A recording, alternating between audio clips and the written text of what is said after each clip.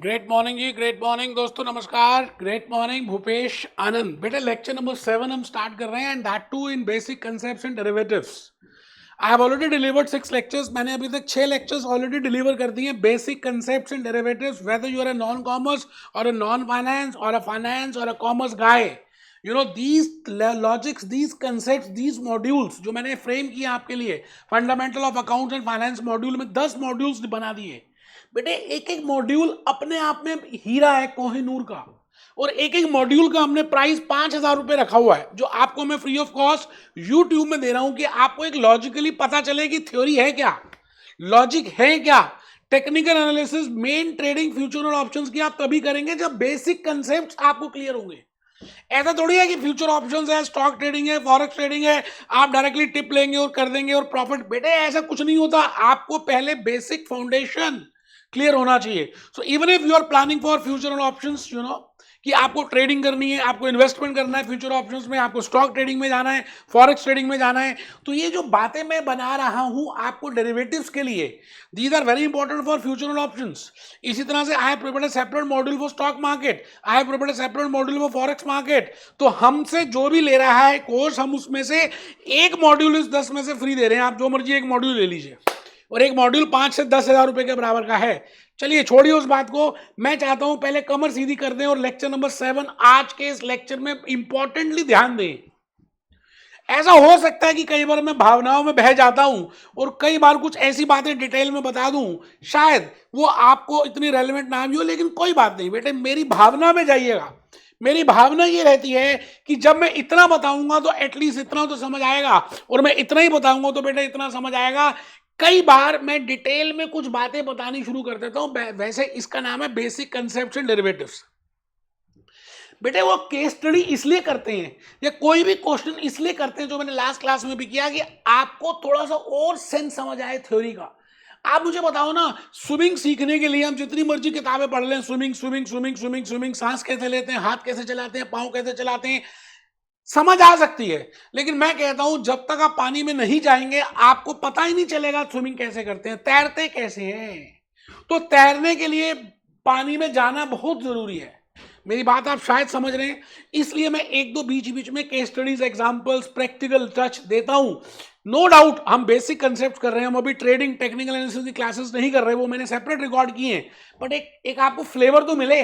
जैसे आप chocolate chip ice cream खाने जाते हैं हैव मोर से या क्वालिटी वॉल से, आप उसे कहते हैं जरा भैया टेस्ट तो करा दे, तो टेस्ट से आपको और ज्यादा पता चलता है कि वो मिठाई किस तरह की है। इसी भावना के साथ आज हम लेक्चर नंबर 7, बेटे मैं आज फुल मूड में हूं आपको बहुत कुछ बताने के लिए।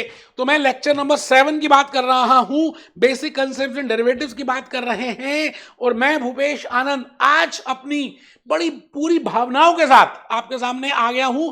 And we have already seen that there are different types of derivatives. No doubt I have not told you what is the meaning of a derivative. We will firstly discuss what are the different types of वायदेस, what are the different types of agreements, what are the different types of वचन, what are the different types of promises, what are the different types of contracts. जब आपको ये 5 contracts के बारे में पता चल जाएगा तो ऑटोमेटिकली डेरिवेटिव के बारे में पता चल जाएगा। मैं कहूंगा डेरिवेटिव कुछ नहीं, डेरिवेटिव वो चीज है जो उस एग्रीमेंट से डिराइव होती है। मतलब आपने किसी से वायदा ले लिया फॉरवर्ड कॉन्ट्रैक्ट का कि भाई आप ये चीज खरीदेंगे, इस रेट में खरीदेंगे, अब उससे जो डिराइव हो रहा है उसी को तो डेरिवेटिव बोलते हैं। अभी ऑफिशियली मैंने उसका मीनिंग नहीं बताया, कोई बात नहीं, हम डिस्कस कर रहे हैं बेसिक कंसेप्ट्स इन डेरिवेटिव्स। आज लेक्चर नंबर 7 है। मैंने आपको लास्ट लेक्चर में फॉरवर्ड और फ्यूचर की बातें बता दी थी। मैंने आपको डिफरेंस बताया था कि भाई what is the difference between forward contract and future contract, जबकि मैंने फ्यूचर कॉन्ट्रैक्ट के बारे में अभी कुछ नहीं बताया। बेटे फॉरवर्ड में और फ्यूचर में जब आपको डिफरेंस पता होगा तो मुझे लगता है आप ज्यादा बात सेंस कर पाएंगे that what I want to say you in regard to future contract. When I say future contract it means आप उसको क्या समझते हैं, क्या है। मैंने कहा भाई ये जो है ओटीसी कॉन्ट्रैक्ट है, ये जो है एक्सचेंज ट्रेडेड कॉन्ट्रैक्ट है। इसमें कोई मिडलमैन नहीं है, कोई एक्सचेंज नहीं है, कोई डिपॉजिट नहीं है, कोई मार्जिन मनी नहीं है, कोई ब्रोकर नहीं है। But because it is a future contract, there is a standard size, there is a standard lot, there is a standard price, there is a standard quality, so there has to be exchange. There has to be a future exchange. There has to be a broker. There has to be a sub broker. There has to be initial margin. बेटे मैंने lecture 7, lecture 8, lecture 9, lecture आने वाले 4-5 lectures future के ऊपर ही उसके आसपास ही घुमाए हैं कि आपको थोड़ा सा और पता चले कि फ्यूचर है क्या, क्योंकि फ्यूचर ऑप्शंस में जब आप ट्रेड करेंगे तो यार बेसिक लॉजिक्स तो आपको पता होने चाहिए. मेरी थोड़ी सी मेहनत लग जाएगी ना, कोई बात नहीं, आपका तो फायदा होगा. तो मैं भूपेश आनंद आज आपके सामने कुछ और गहराई में लेके जा रहा हूं. आओ चलें उस जहां में जहां पे रोशनी रोशनी है. अस्मो मां सदगमया तमसो मां ज्योतिर्गमया. मुझे उस रोशनी की तरफ लेके चल भगवान, जहां पे रोशनी रोशनी है वहां ले चल यार. आइए हम डेरिवेटिव में थोड़ी सी और रोशनी की बात करें. मैंने आप सभी को फ्यूचर कॉन्ट्रैक्ट के बारे में बताया था और मैंने प्रैक्टिकली आपको लॉजिकली बताया था कि what are the difference between, you know, we have seen the difference, we have not seen the future contract. मैंने आपको फ्यूचर कॉन्ट्रैक्ट के बारे में वैसे अभी कुछ बताया नहीं, वैसे कंसेप्ट नंबर 8 ही था. लिखना चाहे तो लिख सकते हैं, लिखना चाहिए. अब आई थिंक आपको थोड़ा सा समझ आएगा क्योंकि मैंने difference between forward and future बता दिया आपको. तो फ्यूचर कॉन्ट्रैक्ट के बारे में थोड़ा सा लिखेंगे. Future contracts are defined as an agreement. मैंने कहा ना ये भी एग्रीमेंट ही है. मैंने कहा future contracts are an agreement. Future contracts are an agreement. Future contract is an agreement. Agreement वायदा, वचन, प्रॉमिस, तू मेरा मैं तेरी, है ना. हीरो हीरोइन को क्या प्रॉमिस करता है कि हमारा जन्मों जन्मों का साथ है, तू मेरा मैं तेरी. It means they are giving a agreement, you know, they are giving a future वायदा to each other. Similarly when I say a future contract, whether it is a forward contract, whether it is a future contract, whether it is option contract, whether it is a swap contract, whether it is a forward and agreement, all are contracts, all are agreements, all are वायदेस. अभी हम वायदा number 2 कर रहे हैं क्या. अच्छा, इन सभी में क्या करेंगे आप, या तो कुछ खरीदेंगे और या कुछ बेचेंगे. सीधी सी बात. As a business entity, you will always think it from the point of a business entity. Either you will buy something, something can be gold, something can be silver, something can be commodity, something can be onion, something can be foreign exchange. कुछ भी जिसमें आप deal कर रहे हैं, है ना. And और यू विल सेल समथिंग, या तो कुछ खरीदेंगे और या कुछ बेचेंगे. भाई साहब क्या सीधी सी बात है. चाहे वो फॉरवर्ड है, चाहे वो फ्यूचर है, चाहे वो ऑप्शन है. हाँ, सबका नेचर अलग अलग है, सबकी बात अलग अलग है. आप ये बताइए, बर्गर खाते हैं, पिज्जा खाते हैं, मोमोज खाते हैं, सब खाने की चीजें, लेकिन सबका टेस्ट अलग अलग है, सबकी कॉस्ट अलग अलग है. अभी हम देखेंगे सबसे बेस्ट कौन सा है, वो चेक करेंगे. पहले फ्यूचर कॉन्ट्रैक्ट के बारे में थोड़ा सा लिखते हैं.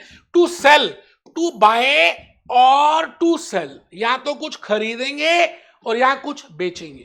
क्या standard quality, as I have already discussed. बेटे जब हम किसी एक्सचेंज के थ्रू बेचते हैं, किसी ऑर्गेनाइज मार्केट के थ्रू बेचते हैं, तो स्टैंडर्ड क्वालिटी होती है, स्टैंडर्ड क्वांटिटी होती है. On a future date, on a future date, on a future date, at a price agreed between parties through organize future exchange. आराम से बेटे, कोई टेंशन नहीं है. एक बच्चा ढीला होकर पढ़ रहा है, दूसरा बेड के ऊपर लेट के पढ़ रहा है, कहता है लेक्चर तो फ्री के ऐसे ही पढ़ लेते हैं, वो थप्पड़ मारूं खींच के उसके मुंह पे. बेटे कमर सीधी करके बैठ के पढ़ना है. एक एक लेक्चर 1-1 लाख रुपए का, ऐसा मान के चलिए कुछ दिनों में ये सारे लेक्चर्स मैं प्राइवेट कर दूंगा. फिर क्या करोगे, फिर आपको परचेज करने पड़ेंगे. मैं भी आपका भला सोच रहा हूं और आप अपना बुरा सोच रहे हो और लेट कर पढ़ रहे हो, हैं, ढीले होकर पढ़ रहे हो, मोबाइल फोन देख कर पढ़ रहे हो. सब कुछ बंद कर दो, टेबल चेयर में बैठो और लिखो इस फ्यूचर कॉन्ट्रैक्ट की डेफिनेशन को. कोई नहीं बताएगा, लाखों रुपए के कोर्स करोगे तब भी समझ नहीं आएगा जैसे मैं समझाता हूं. तो future contract is defined as an agreement, a वायदा, अ प्रॉमिस, अ वचन टू बाय. अब आप कभी कुछ चीजों को खरीदते हो, कभी कुछ बेचते हो, वो अभी बाद में जाएंगे कि खरीदोगे कब या बेचोगे कब. विद ऑर्गेनाइज फ्यूचर एक्सचेंज, आप सब कुछ एक्सचेंज के थ्रू करोगे, ब्रोकर्स के थ्रू करोगे, सब ब्रोकर्स के थ्रू करोगे. मैंने आपको बताया था बेटे कि फ्यूचर कॉन्ट्रैक्ट, इंडिया की बात करें तो security exchange of board of India में 3 महीने की फ्यूचर डेट की डिलीवरी है. वैसे न्यूयॉर्क में भी 3 महीने की है. इसका मतलब आपकी डेट ऑफ बर्थ और डेट ऑफ डेथ किसके बीच में? फ्यूचर कॉन्ट्रैक्ट के बीच में 3 महीने होंगे। इसका मतलब थर्ड मंथ के लास्ट थर्सडे को आप नहीं भी चाहोगे तब भी वो फ्यूचर कॉन्ट्रैक्ट जो आपने खरीदा है या आपने जो बेचा है उसकी ऑफसेटिंग हो जाएगी, उसकी स्केयरिंग ऑफ हो जाएगी, उसको कैंसिल कर देंगे, उसको खत्म कर देंगे। वो भी मैं प्रोसेस ऑफ हेजिंग में बताऊंगा। तो लिखिए जी, in this contract maturity period is 3 month, suppose after 3 month settlement rate is 200। मान लेते हैं आपने खरीदा इसको कितने में? आपने खरीदा, मान लेते हैं आपने खरीदा था 150 रुपए में, है जी। आपने जब इसको बाय किया था तो आपने इसको 150 रुपए में खरीदा था, ये T0 है, और ये $150 में लिया था, 150 पाउंड में लिया था, 150 रुपीस में लिया था। आपको ऐसा लग रहा था कि आने वाले दिनों में इसका मार्केट प्राइस बढ़ जाएगा, इसीलिए आपने इसकी पॉजिटिव पोजीशन ली थी, इसीलिए आपने लॉन्ग पोजीशन ली थी, इसीलिए आपने बाइंग पोजीशन ली थी। लेकिन जो आपने सोचा था वही हुआ। कुछ दिनों के बाद, मान लेते हैं 3 महीने के बाद, जब इसकी एक्सपायरी करनी थी तो आपने मार्केट देखी और मार्केट देखकर आप खुश हो गए क्योंकि उस दिन रेट था 200 रुपए का। अब आप ये बताइए, मैंने कहा था फ्यूचर कॉन्ट्रैक्ट अगर आपने बाय किया है तो इसको नलीफाई करने के लिए सेल करना पड़ेगा। इसका मतलब अगर आपने इसकी लॉन्ग पोजीशन ली है तो बेटे शॉर्ट पोजीशन लेनी पड़ेगी, क्योंकि फ्यूचर कॉन्ट्रैक्ट्स में डिलीवरी नहीं होती, हो ही नहीं सकती यार। कैसे हो जाएगी? आप खुद लॉजिकली सोचो बेटे। आप क्या करते हो, उसको ऑफसेट करना पड़ेगा। फॉरवर्ड कॉन्ट्रैक्ट में there is a delivery, there is a concept of physical delivery, but in future contract there is no as such physical delivery, rather those contracts will be cancelled or offsetted or concluded or scared off। मतलब खत्म कर देंगे, नष्टो नाबाद कर देंगे। खत्म कैसे होगा? एक चीज का डेबिट बैलेंस है तो मैं क्रेडिट कर दूंगा, पहले से क्रेडिट है तो डेबिट कर दूंगा, एक लॉन्ग है तो शॉर्ट कर दूंगा, बाय है तो सेल कर दूंगा, पॉजिटिव है तो नेगेटिव कर दूंगा, और नेट प्रॉफिट और लॉस निकाल लूंगा। जैसे इस केस में $50 का, $50 का, 50 पाउंड का प्रॉफिट या लॉस हुआ। प्रॉफिट हुआ, क्यों प्रॉफिट हुआ भाई? मैंने एक चीज, आपको कभी भी देखना हो ना प्रॉफिट या लॉस, तो आप ये बताइए, मैंने एक चीज 150 रुपए में खरीदी थी और एक वही चीज 200 रुपए में सेल कर दी। बेटे हम छोटा सा प्रॉफिट एंड लॉस अकाउंट बना लेंगे। अगर आप नॉन कॉमर्स के तो घबराना नहीं है। बाइंग कितनी थी? 150, बेचा कितने में? 200 में। तो ऑटोमेटिकली आप प्रॉफिट एंड लॉस नहीं भी बनाना चाहे तब भी प्रॉफिट आ सकता है, कोई घबराने की बात है नहीं। मैं अब आपके सामने एक बड़ी प्यारी प्यारी सी बातों को लेकर आ रहा हूं। मैं बेटे आपको आने वाले दिनों में, मैंने नेक्स्ट लेक्चर्स में, मतलब लेक्चर नंबर ये 7 चल रहा है ना, फिर लेक्चर 8 में, लेक्चर 9 में, लेक्चर 10 में, लेक्चर 11 में, अभी बातें ही फ्यूचर की करनी है। और फ्यूचर कॉन्ट्रैक्ट्स में, फ्यूचर में मैं आपको फ्यूचर हेजिंग बताऊंगा। भले ये बेसिक कंसेप्ट्स एंड डेरिवेटिव्स है, भले आप ना करें, बट मेरा मन है कि मैं 1-2 केस स्टडीज कराऊंगा सो दैट आपके कंसेप्ट्स ज्यादा क्लियर हो। इसलिए मैंने छोटे छोटे लेक्चर्स और ज्यादा बनाए हैं। तो अभी हम पहले फ्यूचर हेजिंग के प्रोसेस को समझने के लिए हमारे पास कुछ बेसिक नॉलेज होनी चाहिए। आपको पता है तब भी, आपको नहीं पता तब भी, अब आप ये छोटी छोटी बातें पहले अपनी झोली में डाल लेंगे, इनको लिख लेंगे, समझदार नहीं बनेंगे। मैंने कहा कुछ बातें दिमाग में रखनी है, 250 gram points to be kept in mind before doing future contract processing. मतलब points to be kept in mind before doing future hedging. बेटे फ्यूचर हेजिंग के लिए आपको कुछ बातें पता होनी चाहिए, या इनिशियल मार्जिन के लिए या मेंटेनेंस मार्जिन के लिए कुछ बातें आपको पता होनी चाहिए। तो वो बातें छोटी छोटी हैं, लिख लीजिए। मैंने लिखा, उसका कंसेप्ट नंबर 9 बना दिया है। आपको पता है, मुझे पता है, I know that you know, I know that you don't know, and I know that you don't know that you don't know. आपको पता ही नहीं कि आपको क्या नहीं पता। 1 मिलियन 10 लाख के बराबर होता है। 1 बिलियन 1 ट्रिलियन इन इंडिया, मैं इंडिया की बात करूं तो बॉम्बे स्टॉक एक्सचेंज और नेशनल स्टॉक एक्सचेंज, हमारे यहां 2 एक्सचेंजेस हैं जहां पर फ्यूचर मार्केट में आप धंधा कर सकते हैं। धंधो मैक्सिमम 3 मंथ कॉन्ट्रैक्ट, 3 महीने का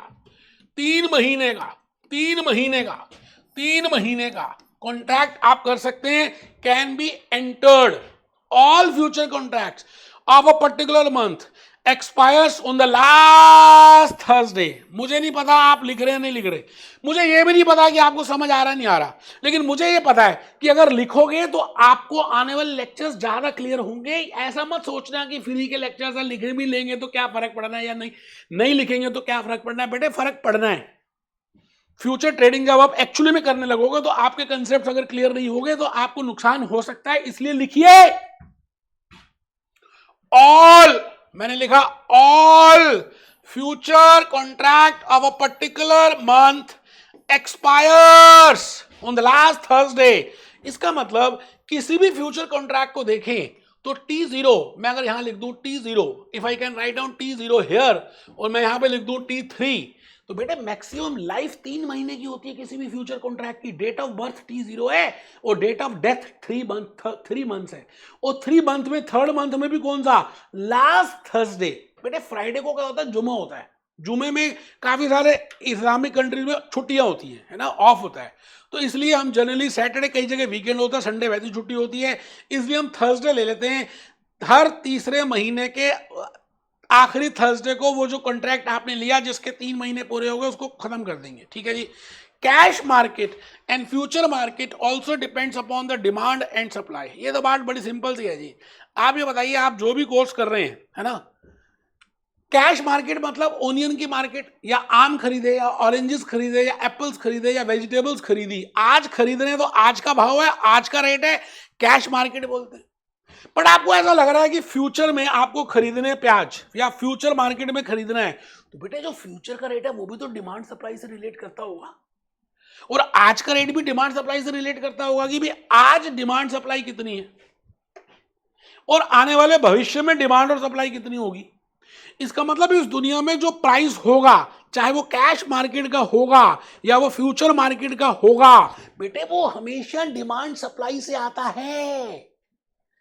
इट मींस हम कुछ बातें सोचते हैं कि फ्यूचर में डिमांड बढ़ जाएगी या फ्यूचर में सप्लाई बढ़ जाएगी, तो फ्यूचर का प्राइस उससे डिटरमाइन होता है। कैश का प्राइस, कैश मार्केट का प्राइस, स्पॉट मार्केट का प्राइस आज के डिमांड, आज के सप्लाई से डिटरमाइन होता है।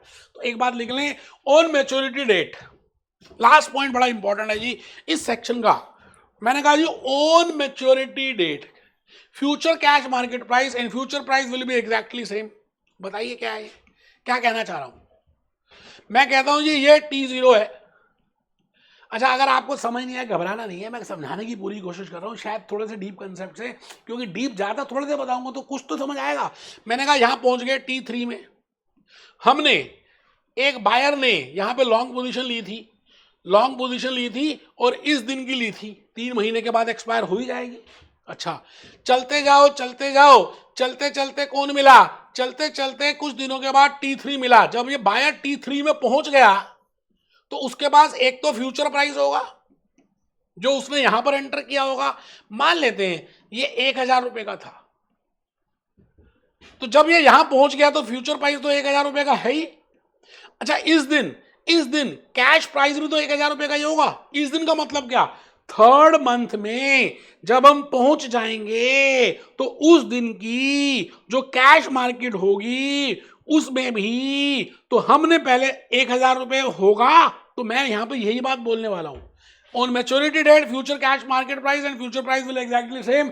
समझ आया तो ठीक, नहीं तो कोई बात नहीं, अभी हम प्रैक्टिकल करेंगे, आपको समझ आ जाएगा, घबराने की बात है नहीं, आपको घबराने की बात है नहीं। मैंने फिर भी पूरी कोशिश की समझाने के लिए। ये देखिए, जब आप यहां पहुंचेंगे ना, T3 में पहुंचेंगे तो फ्यूचर प्राइस और कैश मार्केट प्राइस सेम होंगे। यही बात मैं बताना चाहता हूं, नहीं समझ आया कोई घबराना नहीं है। आगे चलो जी, आगे चलो जी। आई थिंक ये बातें मैंने आपको लास्ट लेक्चर में भी बताई थी कि फ्यूचर कॉन्ट्रैक्ट और फॉरवर्ड कॉन्ट्रैक्ट किसी भी चीज के लिए ले सकते हैं, but type of future contract में थोड़ी रिस्ट्रिक्शंस हैं, क्योंकि वो अवेलेबिलिटी होनी चाहिए स्टॉक ऑर्गेनाइज एक्सचेंज के थ्रू। तो इंडेक्स फ्यूचर्स ले सकते हैं, जैसे मैंने अभी आपको बताया, निफ्टी और सेंसेक्स, बॉम्बे स्टॉक एक्सचेंज का सेंसेक्स और नेशनल स्टॉक एक्सचेंज का Nifty. I have already told you what I mean by index. They are the indicators, they are the representative of the different exchanges. Stock futures के ऊपर ले सकते हैं, आप किसी स्टॉक के लिए फ्यूचर ले सकते हैं, आप करेंसी के लिए फ्यूचर ले सकते हैं, आप कमोडिटी, बेटे आप किसी के लिए भी ले सकते हो, तो उसका नाम आगे लगा देना, commodity future, stock future, gold future, dollar future. तो घबराने की बात है नहीं, लेकिन आपको मैंने एक बात लास्ट लेक्चर में बताई थी कि भाई फ्यूचर कॉन्ट्रैक्ट में अगर आप डिफरेंस देख लो फॉरवर्ड और फ्यूचर के बीच में तो आपको शायद ज्यादा समझ आ जाए। आप ये देखिए यहां पर मार्जिन मनी है और यहां पर मार्जिन मनी नहीं है। बेटे मार्जिन मनी दो तरह की होती है, एक होती है इनिशियल मार्जिन और एक होती है मेंटेनेंस मार्जिन। मैं आज के इस लेक्चर में आने वाले 5-6 मिनट में आपको मार्जिन मनी के बारे में ही बताने वाला हूं कि आप इनिशियल मार्जिन कैसे कैलकुलेट करेंगे और आप मेंटेनेंस मार्जिन कैसे कैलकुलेट करेंगे और इनका प्रोसेस क्या है और इसका नाम मार्क टू मार्केट ही क्यों पड़ा। और फिर नेक्स्ट लेक्चर नंबर 8 में भी मैं एक क्वेश्चन लेकर आपको एक्सप्लेन करूंगा दोबारा से।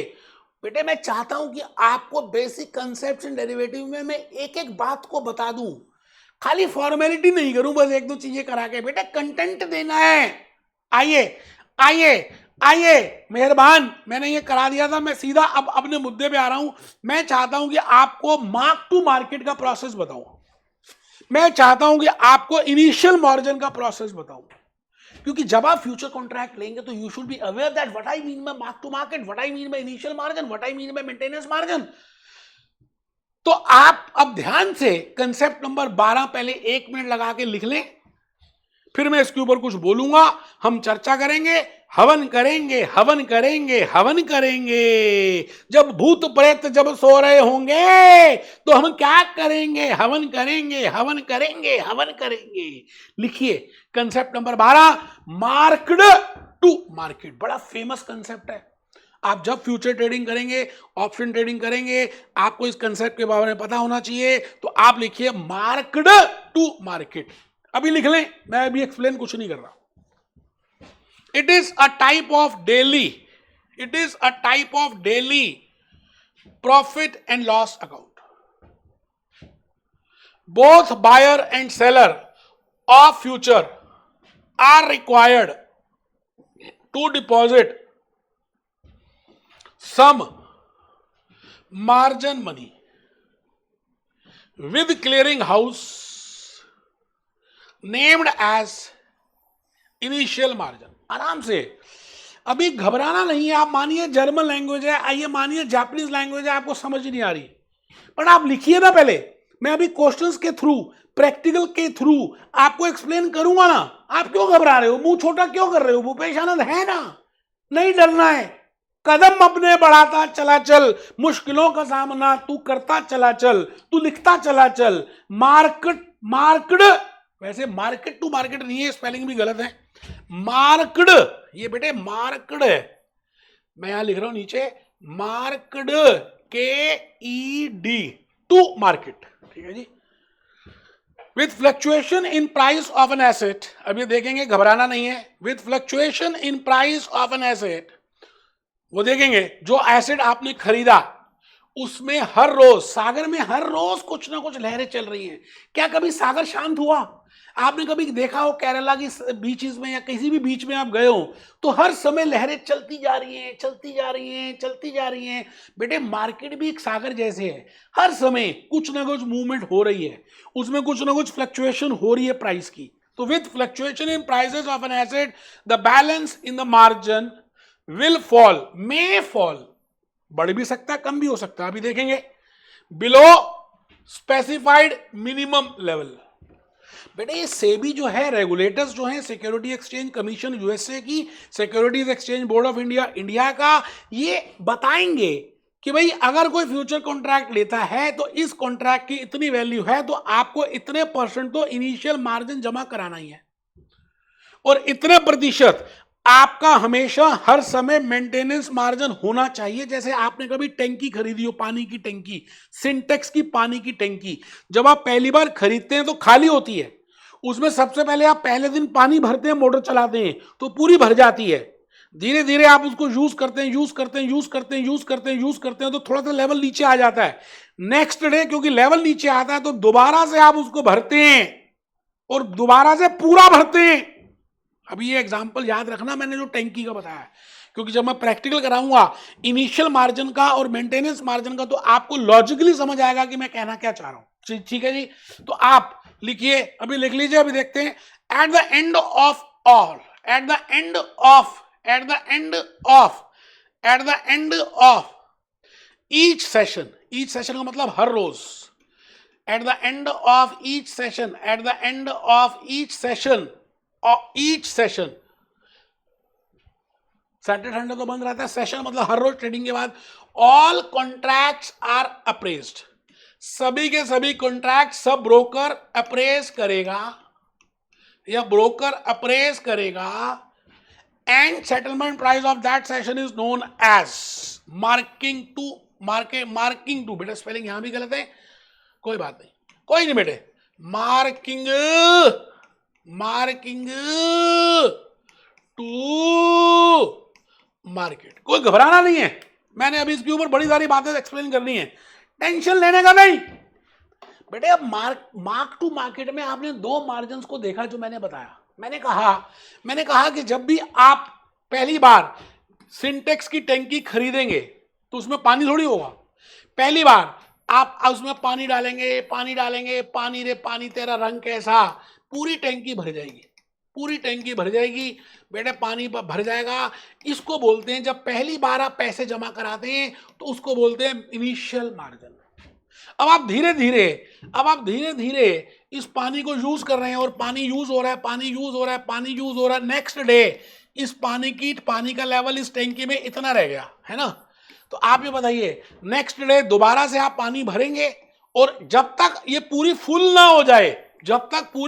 हो जाए आप भरेंगे, ऐसा थोड़ी है कि थोड़ा सा भरेंगे बंद कर देंगे, नहीं बेटे।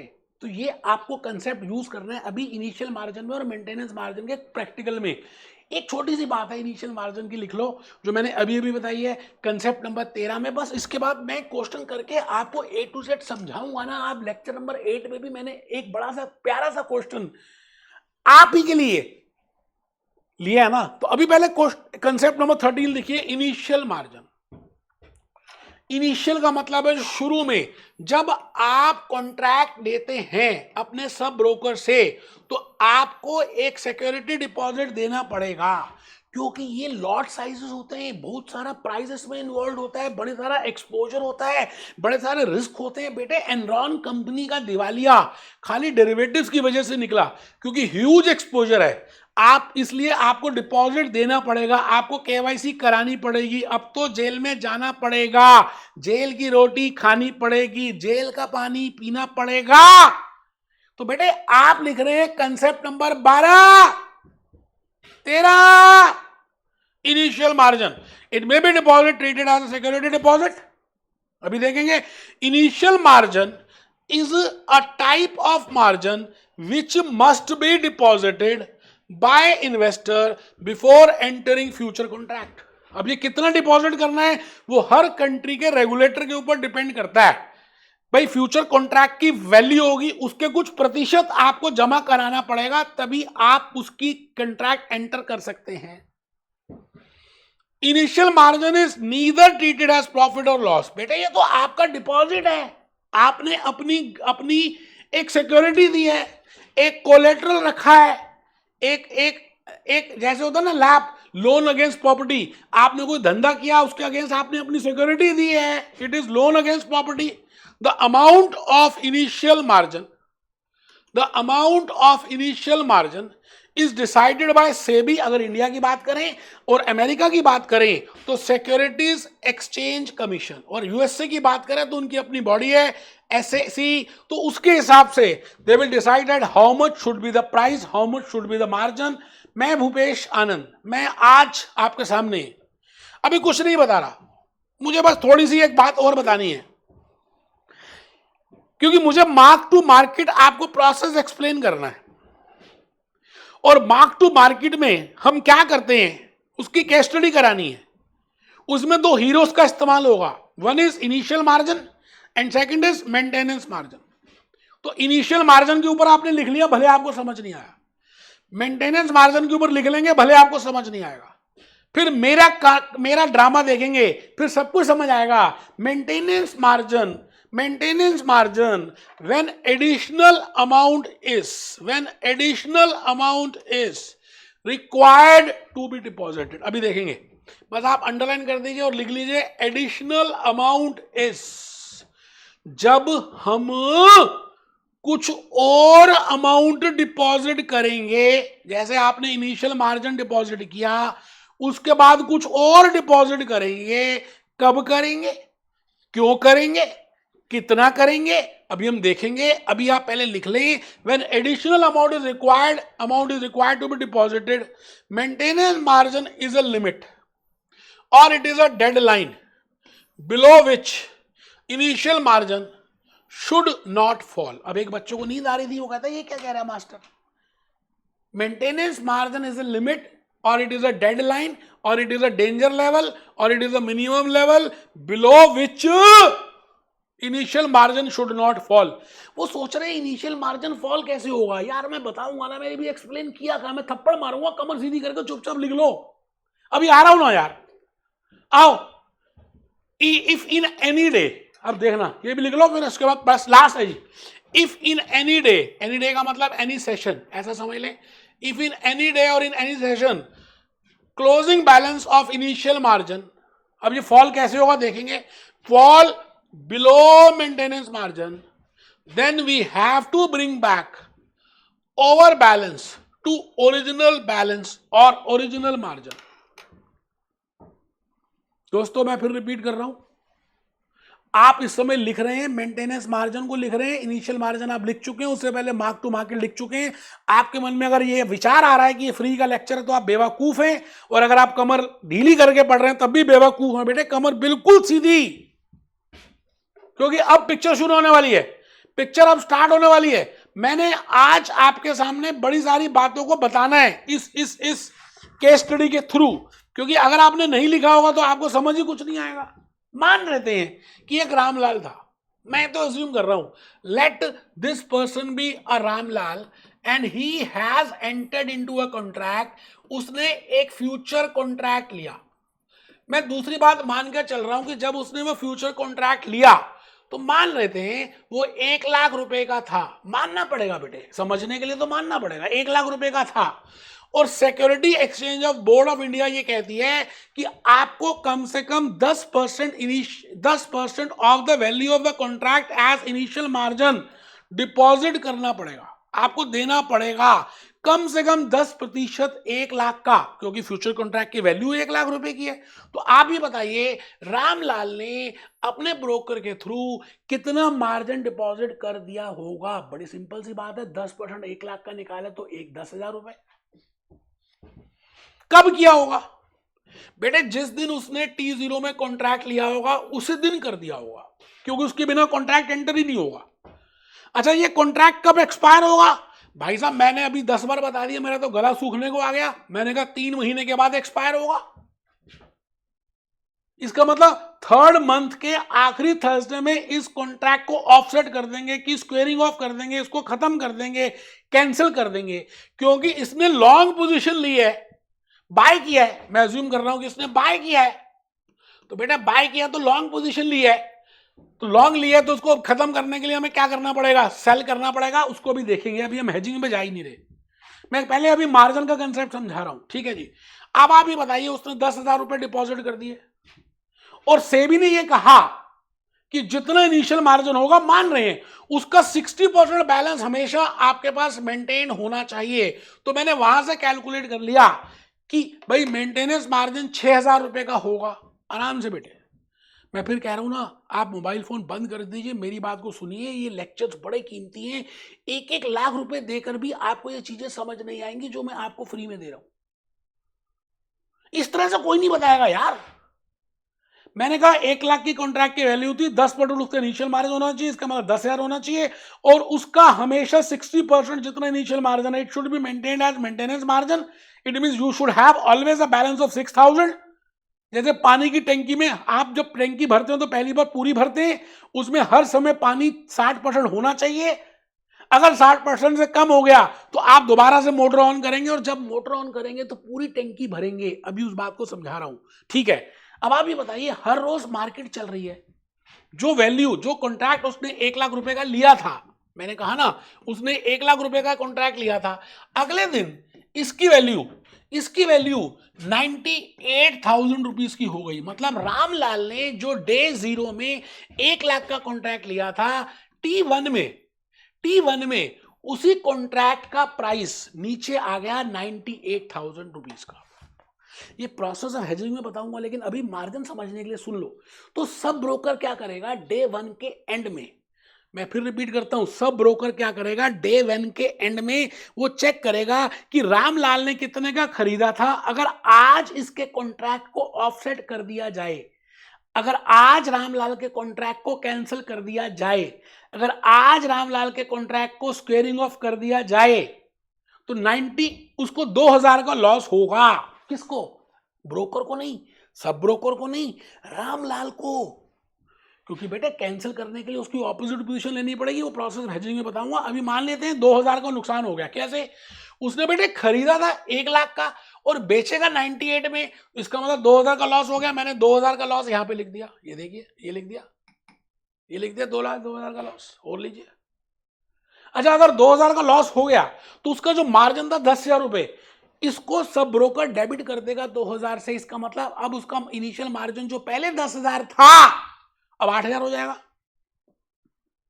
लेकिन अभी मेंटेनेंस मार्जिन से ऊपर है, मेंटेनेंस मार्जिन 6,000 है। इसका मतलब उसको अभी कोई पैसे डिपॉजिट और नहीं करने, क्योंकि 10,000 में से 2,000 चले गए तो 8,000 का बैलेंस अभी भी उसका मेंटेनेंस मार्जिन से ज्यादा है। आई थिंक आप मेरी बात को शायद समझ पा रहे हैं।